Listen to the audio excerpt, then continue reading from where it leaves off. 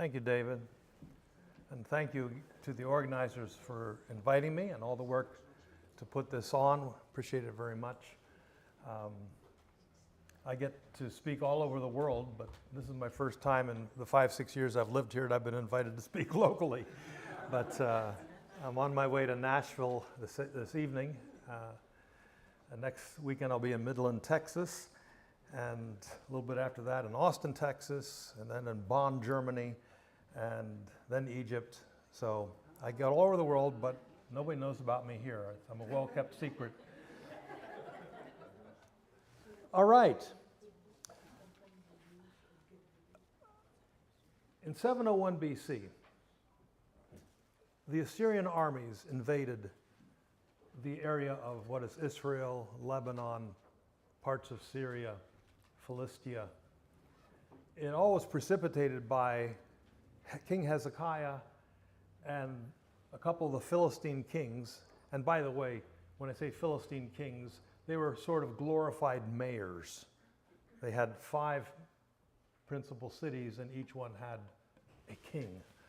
But in any event, you can look at any Bible atlas, and they'll show you, based on the Bible's references, all the movements of the Assyrian armies as they came in. And this was precipitated by the fact that after some years of subservience to the Assyrian empires, Hezekiah and one of the Philistine kings decided, this is enough. We don't want to be their vassal. We're tired of paying heavy taxes. And they cut off paying taxes. And it doesn't take long, once a small kingdom has rebelled, for the big empire to strike back. I think there's a movie like that. The Empire Strikes Back. But anyway, the Assyrian Empire strikes back all the time. And on the right, you can see in the British Museum reliefs of King Sennacherib sitting on his throne. We'll come back to that a little bit later. The events of 701 BC are the best intersection between Bible history and archaeology for the Old Testament. There's a convergence of data that allows us to flesh out this event in that what the Bible describes is verified again and again by a number of important archaeological discoveries, some of which go back many years. So I've just put this little illustration together. We have the text of the Bible here, one of the Dead Sea Scrolls. We have the written records of the Assyrians. We have a gentleman we'll be talking about a little bit later on, Tirhakah, the Cushite king. And what you're looking at here, this little seal stamped is on a jar handle. And over 2,000 of these have been found at different archaeological sites. And they're called Lamelech jar handles. Lamelech means for the king or belonging to the king. And this seems to have been a food distribution to the major centers in Israel in anticipation of the siege that was coming on the cities of Judah. And so King Hezekiah had well organized, like a good governor preparing for a hurricane, had the food, and he takes all the steps necessary. Hezekiah is described as the best king since David, and the only other king to receive the same accolades is King Josiah. But we read, he trusted the Lord, the God of Israel, so that there was none like him among all the kings of Judah after him, nor among the kings who were before him. For he held the fast to the Lord, that is Passover. He did not depart from following him, but kept his commandments that the Lord commanded Moses. And the Lord was with him wherever he went, he prospered. He rebelled against the king of Assyria and would not serve him. To the right is a potsherd. It's only a couple inches, or like 3-4 inches tall. And it was found at a site near Bethlehem called Ramat Rachel, the heights of Rachel. Ramat Rachel is believed to have been a getaway palace where the king wanted to spend the weekend, didn't want to be in Jerusalem, he'd go to Ramat Rachel. And this sherd was found there, and based on the iconography, the type of drawing, it's believed that this was a king. You can see his nose, you can see his beard, his garments, etc. And some people think, based on the chronology, this could be an actual illustration of Hezekiah. Can't prove it again, it doesn't say Hezekiahu on it, but it could be. It's from the right period, but it could be a previous or following king. But at least, again, we have a picture of a possible biblical personage. Now, the events of 701 are described in detail on several clay tablets, clay cylinders, actually, hexagonal cylinders. And Sennacherib was the king in 701 who was rebelled against probably in 704. The rebellion took place. He became king in 705. A good time to rebel, or a good time to cause trouble for a nation that's under the subservience of another, is when they first become king. And they'll say, you know, the time between our election and when the president is actually sworn in, those months are very dangerous months in terms of world affairs, because who's really in charge? And the same sort of thing happens with a new king. It's a chance to say, maybe this new guy's not as tough as his dad. Let's see if we can rebel. And that sort of thing happened. All right, this is what Sennacherib writes. Sennacherib, king of Assyria, came and invaded Judah. This is in 2 Chronicles. Invaded Judah and encamped against the fortified cities, thinking to win them for himself. When Hezekiah saw Sennacherib had come and intended to fight against Jerusalem, he planned with his officers and his mighty men to stop the water of the springs that were outside of the city. That's the Gihon spring we talked about in the last talk. He planned, etc. A great many people were gathered, and they stopped all the springs and the brook that flowed through the land, saying, "Why should the king of Assyria come and find much water?" He set to work resolutely and built up the wall that was broken down and raised up towers on it, and outside he built another wall. So walls that had been damaged by previous invaders were repaired, and a new wall was made, and the springs were blocked up. This, of course, is a reference to the Gihon spring and the creation of this tunnel that moved the water from. See, basically what happened is the spring was on the outside hill of Jerusalem, facing the Mount of Olives. And what would happen is they had a pool where the water would collect, and mostly women would come dip their jugs in the water, like the woman at the well in John 4, bring the water back to their homes. Beautiful, cool water. The problem, of course, is that this water, when it overflowed, trickled outside the city and went into the Kidron Valley, which means if the Assyrians are invading, they would have a water source too. And they're saying, let's not let the water go out there for them, let's redirect it so it benefits us. Now the water's got to go somewhere, so they channeled it. It went back on the backside of Jerusalem. The Assyrian army was sitting on the Mount of Olives, where they could have a good vantage point. So the water did go out, but went out the back door, as it were, and would not be seen. So here is the entrance to the tunnel. You can see the water gushing. And by the way, the word Gihon, the name of the spring, it means gushing, the gushing one. So it's the gushing, you see the water gushing out, beautiful water. And the tunnel that went winding its way towards the inside and back of the city. After the 1967 war, when Jerusalem was claimed by the Israeli armies, excavations took place in earnest, and one of the early discoveries was this wall. It's an 8th century wall, and it's described as the broad wall, and this is the new wall that Hezekiah built, that the Bible is talking about. Here's the wall down here, and you can see the original height. So the original wall must have been 30, 40 feet high.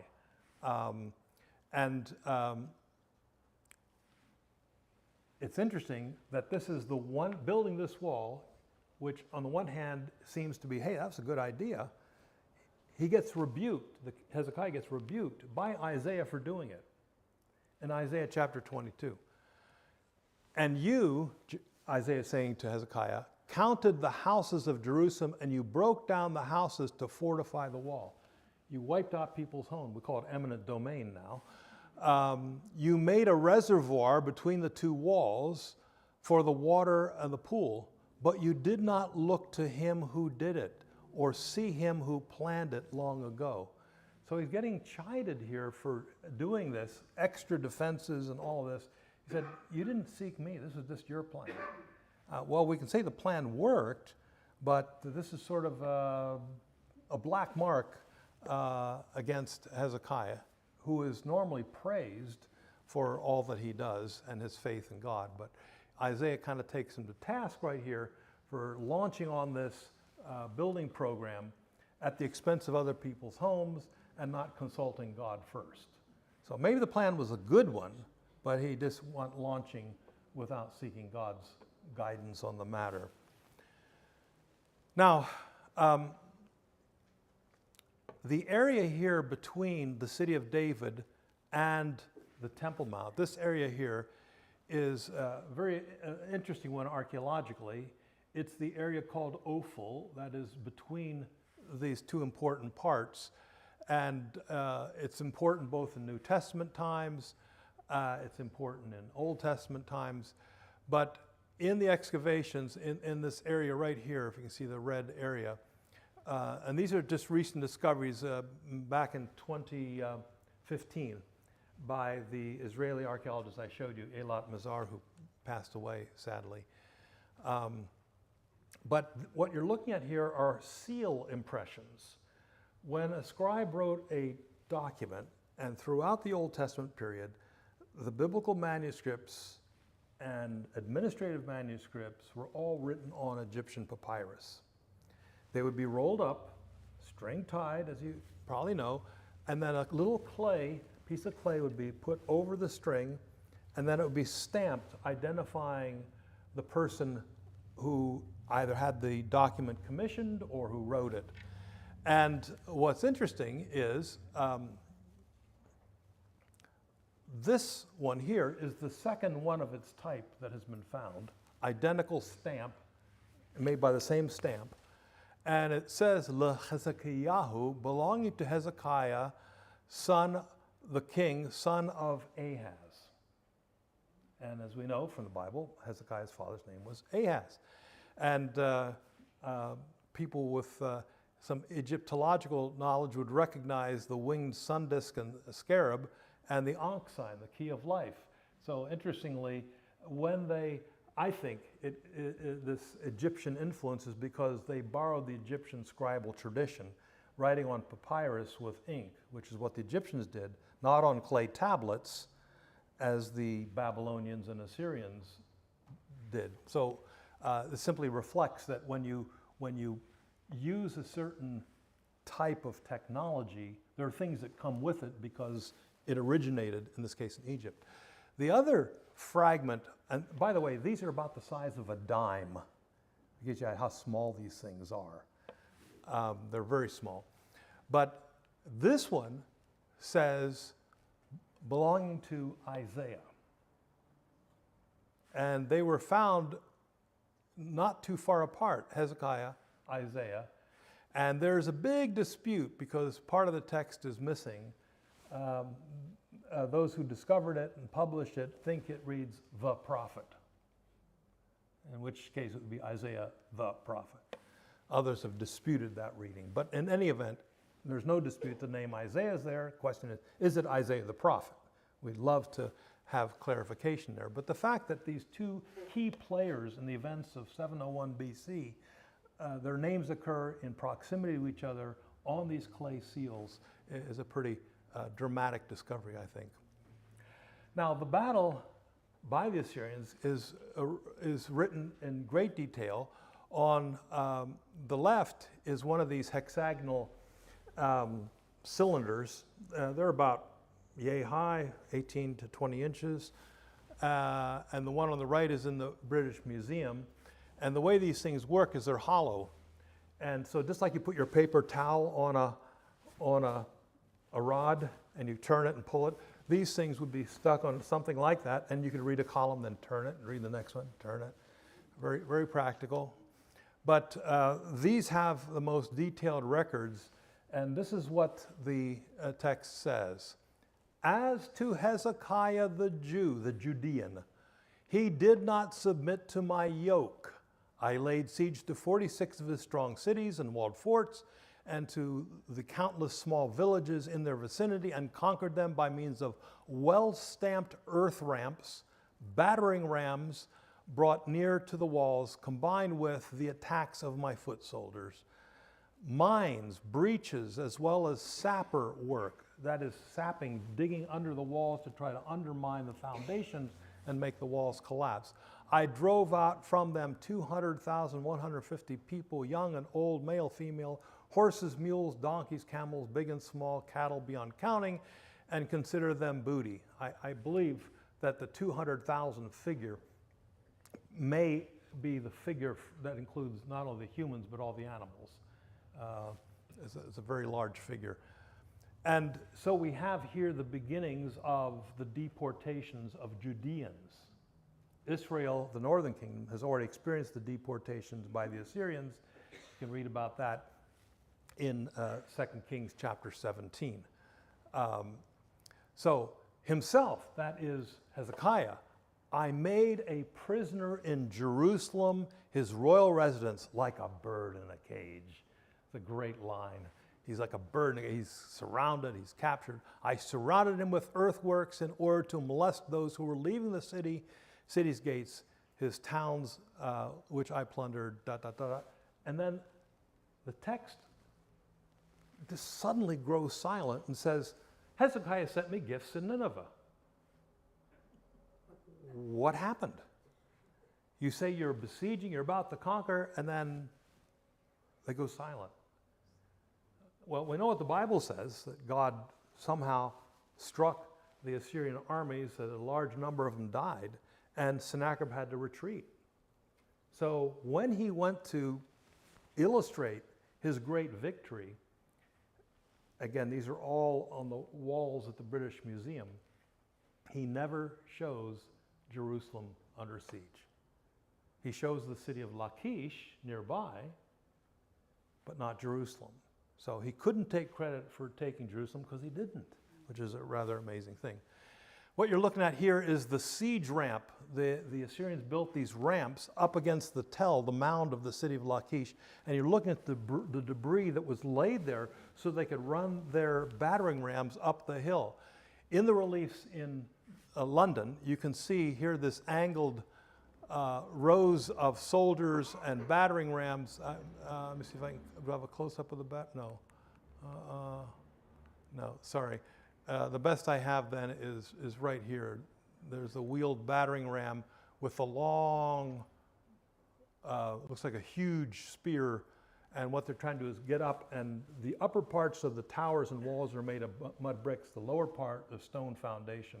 They're trying to chip away at the upper foundations, and you see the defenders up here, bows, arrows, throwing stones, and of course we've already mentioned the slingers and the archers. And then the city of Lachish surrenders, and these are approaching, the people you see kneeling and holding their hands up in reverence to Sennacherib are Judeans. So these are real live Judeans that the Bible would talk about. And so there they are, and they're going to be taken away into captivity. So the general in charge presents them to the king.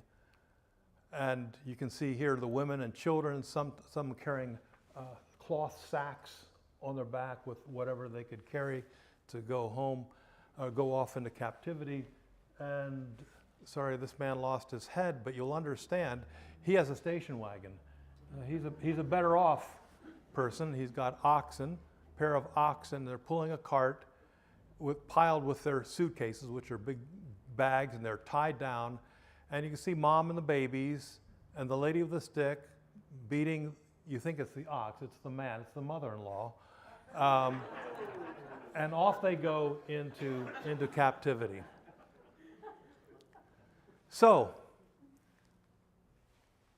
what's going to happen? Lachish is in a bad way, many of these cities under attack, Jerusalem under siege.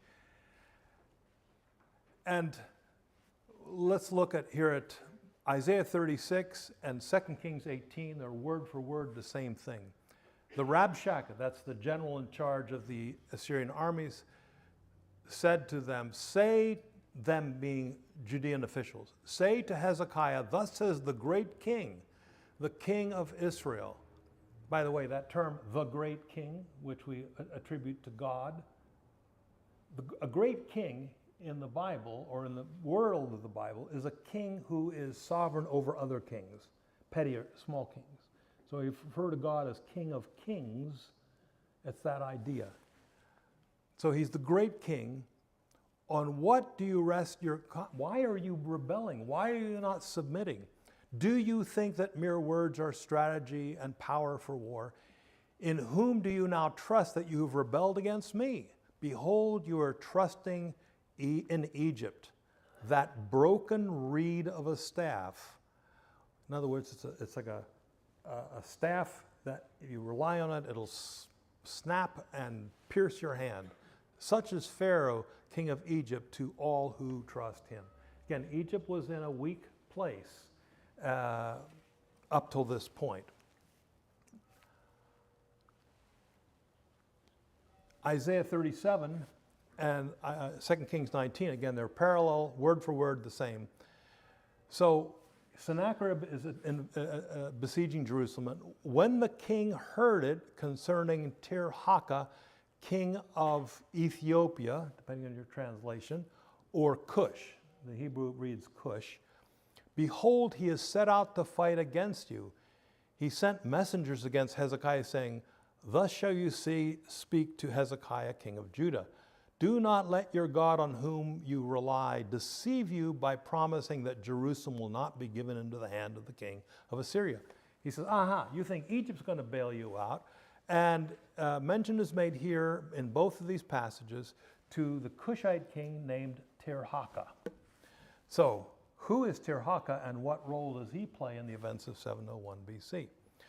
Well, Sennacherib does himself mention the Cushites in this occasion. And this is a direct quote from Sennacherib's records. The kings of Egypt and the bowmen, the archers, the chariot corps and cavalry of the kings of Cush, or Ethiopia, assembled a countless force and came to their aid, that is, the people of Ekron, one of the other rebelling cities of the Philistines.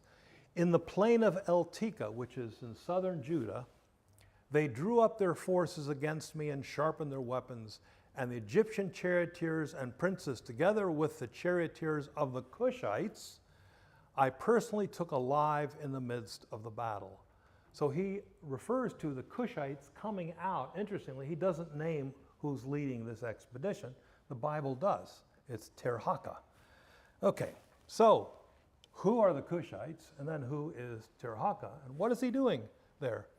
So Hezekiah's reign, you can see the date, 715 to 686 BC, roughly. And the first mention we have in the Bible of the Cushites is in Isaiah. Again, remember, Isaiah is a contemporary of Hezekiah.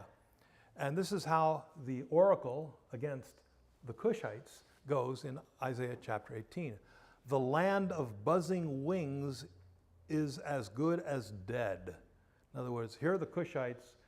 You know, they may make a splash in history for a short time, but they're not going to last. The one beyond the rivers of Cush, that sends messengers by sea who glide over the water surface in boats made of papyrus. Go, you swift messengers, to a nation of tall, smooth-skinned people. It's interesting how they describe the Cushites as tall and smooth-skinned, a reference to their skin color. To a people that are feared far and wide. For 1,000 years before this time, the Cushites were fearless warriors. In fact, the Egyptian pharaohs often conscripted divisions of Cushite soldiers because they were so, and they were especially good archers. So Isaiah then refers to the coming of the Cushites. Now, how does this coincide with history? The Cushites, or the land of Cush, is the area south of what is today. Here's the border between Egypt and Sudan today. In ancient times, the border of Egypt was at Aswan, where the high dam is, and all this area that is presently part of Egypt was part of Cush. Cush went all the way down to just north of what is Khartoum. So if we take a look at this area here, this is the heartland of the Cushite, and see this little circle over here is this area here, made up of several sites, Nuri, Barkal, and El Kuru. And Barkal, which I'll show you in a moment, was the capital of the Kushite kingdom.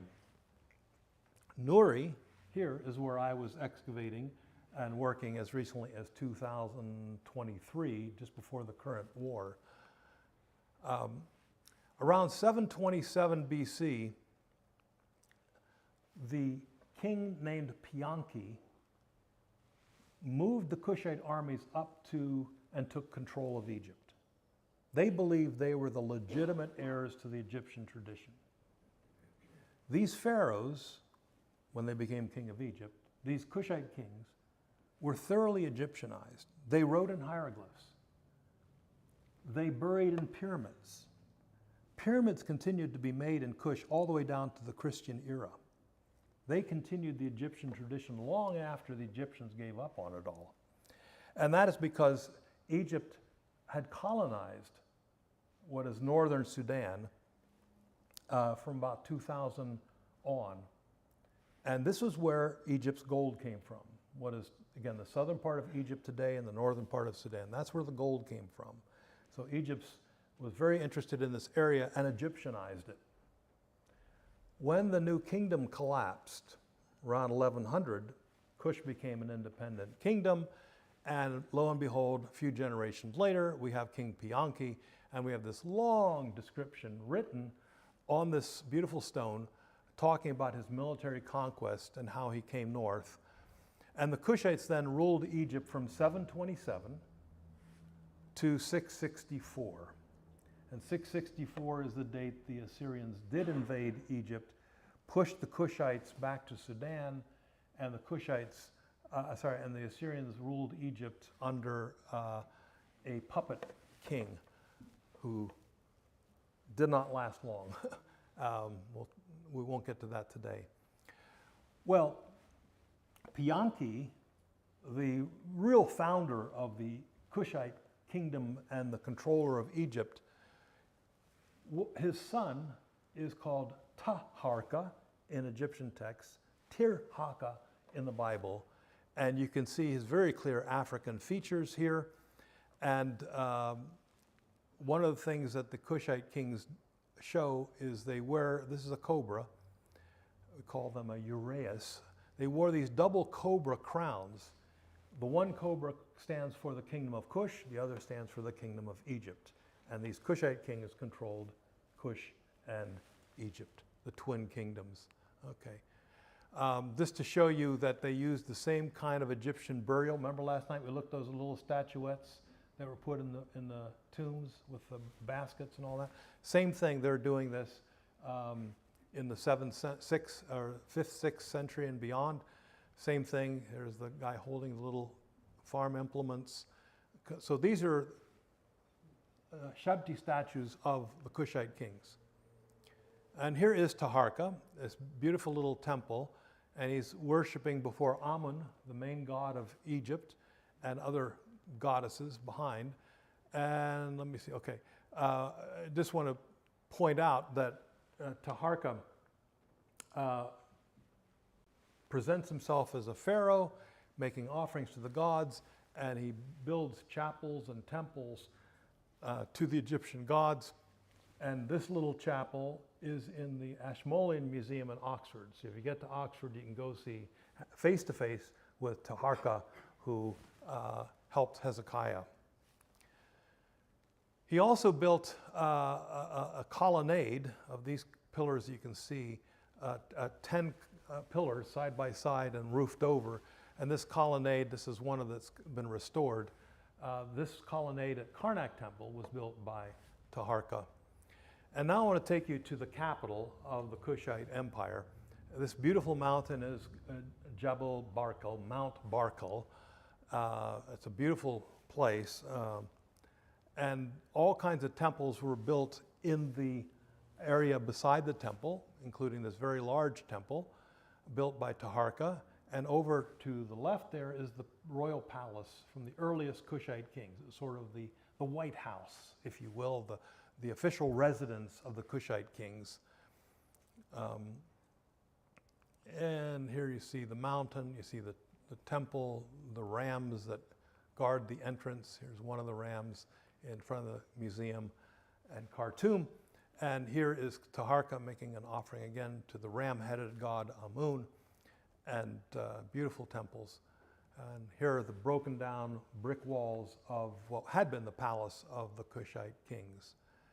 Now I take you to Nuri, where a team I was working on has been there since 2017, working between wars and political conflicts. And this is the pyramid of Taharqa. You see these other rather skinny pyramids that continued to be used at this site until about the time of the Greek Alexander the Great's time. But this beautiful area. And this is the director of our expedition, originally from the University of Arizona. Now he's the director of the project, but we had a visit here from the U.S. Ambassador, John Godfrey, in 2023, January. And you may have seen this on National Geographic and elsewhere, where Pierce Paul Cressman, the director, he is a marine archaeologist. He likes going in water, underwater, doing archaeological work. Well, believe it or not, here we are in the deserts of Sudan, and the pyramids are filled with water, the burial chambers. So if you want to do work in there, you got to wear your breathing apparatus and go down into the tombs under the pyramids. So can you imagine scuba diving in a pyramid in the desert? I know of only 4 people in the world, and if you've ever seen the program with Josh Gates, do you know Josh Gates? Expedition, what is it called? Expedition, somebody help me. What is that called? Unknown. Expedition Unknown. He was filming when we were there this season, and he actually went down in the water, and we faked a discovery for him. Here I am with my colleague Tom Davis, who worked with me in Sinai, and he's a professor at Lipscomb University. But anyway, here's a plan of showing all these pyramids that we were just looking at, and that is the pyramid of Taharqa. This area was excavated 100 years before by George Reisner from Harvard, and no work had been done for 100 years at this site, from the time of Reisner till we got there 100 years later. Here is a picture of his day of the pyramid of Taharqa, the largest pyramid in Nubia. So clearly he was a very powerful king. He built extensively both in Nubia or Kush as well as in Egypt, and thus he was a very powerful figure.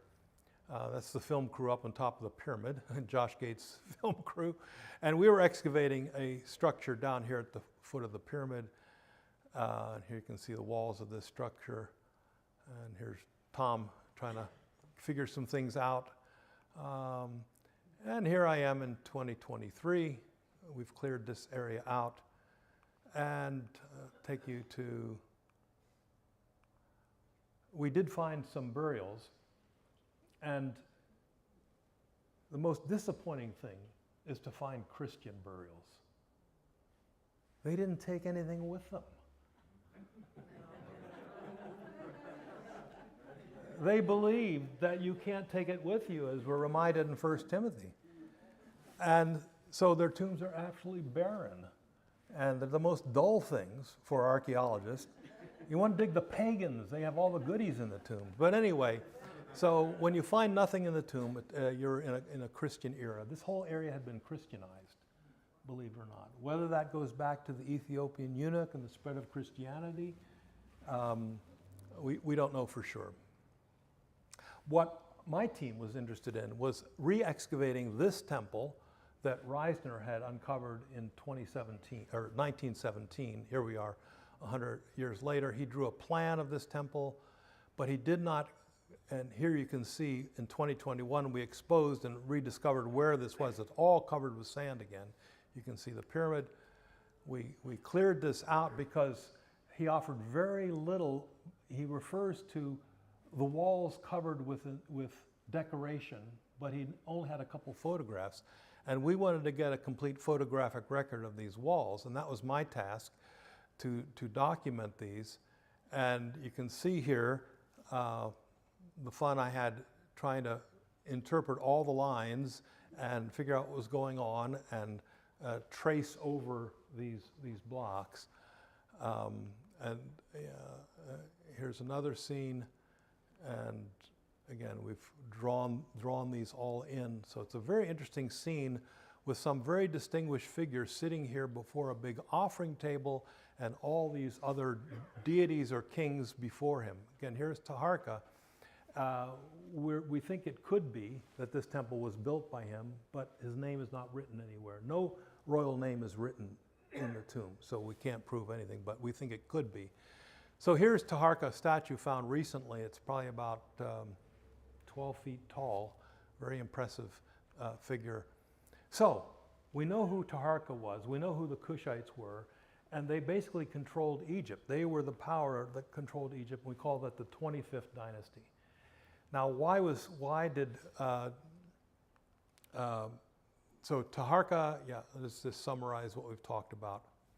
Now, I'm going to come to the end. In 701 BC, Taharka was not the pharaoh.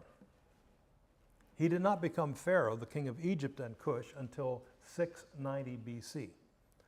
So in 701 BC, when the Assyrians are attacking, what's he doing leading the armies of the Egypto-Cushite coalition?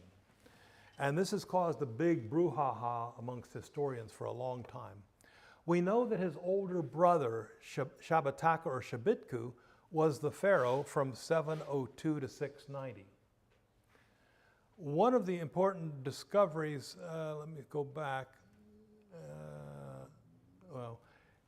This is an inscription in the Cairo Museum, and there have been a number that were found. These were all found in Sudan. This one happened to make its way to the Cairo Museum. Long story, but the important thing is, this text tells us that when King Shabbataka was ruling from Memphis, that he summoned his brother and the army to come from Cush. We're not told why, but we can surmise that he was calling on his brother, who was the crown prince, to lead the army for the expedition of 701 BC. Again, it's why is he calling up the army? Why is Taharka leading this? And we notice that the Bible only refers to Taharka as Melech Cush, the king of Cush. It doesn't call him Pharaoh. So the Bible seems to recognize he's not the big cheese yet, but he's going to become. So any event, it's a rather fascinating thing to put all these pieces together. So that's Big Brother. And so basically Taharka in 701 BC was acting on behalf of the Pharaoh, Shabbataka, and he was probably at least 20 years old at the time when this happened. And why then does the Cushite Egyptian army go into Judah and fight against the Assyrians? I think they realized that if Judah and the Philistine cities were to succumb to the Assyrians, that Egypt is the next place to be invaded. Why not fight them before they reach Egypt? And so this was a preemptive strike, and Shabbataka sent the armies led by the crown prince, the king of Cush, who probably was ruling back in Cush when his brother is ruling from Memphis, and that's what's going on. So one of the pieces of this interesting puzzle then is that Jerusalem survived this immense attack of the Assyrian Empire. And one of the players who often is overlooked in this all is this little person named Tirhaka. But he apparently did enough to disrupt the Assyrian army, that I think that too had an effect on it. So amazingly, Jerusalem survived the Assyrian attack, and David's line continued until 686, when the Nebuchadnezzar destroyed Jerusalem and deported thousands of people. So what I've tried to do is put all these little pieces together from the archaeology of Jerusalem, Lachish, the reliefs from the British Museum, the texts from the Assyrian records and annals, and then the Egyptian background, which is often not clearly understood, and its role in the events of 701 BC. So you have an amazing clash of Assyrians, Egyptian Cushites, Judeans, Philistines. Has anything changed? And so on history rolls, and we sadly don't seem to learn from the lessons of the past, but things going on now are very much connected to unsettled issues from the past, sadly enough. But anyway, from the perspective of the Bible, of course, Jerusalem survives, and Hezekiah, as a man of faith, trusts God, and God uses different means to save Jerusalem at that time. Thank you. The Holy of Holies.